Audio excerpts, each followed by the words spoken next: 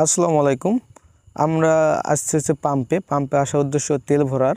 তো আমরা আজকে দেখব যে গাড়িতে কত টাকা তেল লাগে। সুজুকি জিক্সার মনোটন এই গাড়িটায় কত টাকা তেল হলে ফুল ট্যাঙ্কি তেল হয়।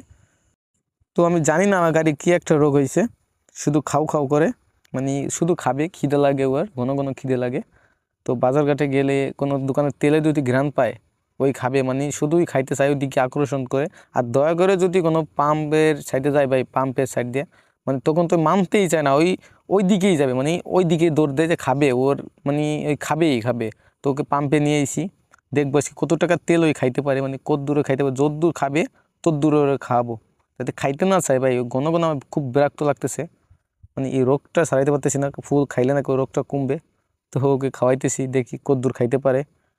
তো খাইতেই আছে, মানে গিলতেই আছে ভাই, মানে ফাও পাইয়া, মানে বলা হয়েছে যে ওকে খাবো, পেট চুক্তি খাবো।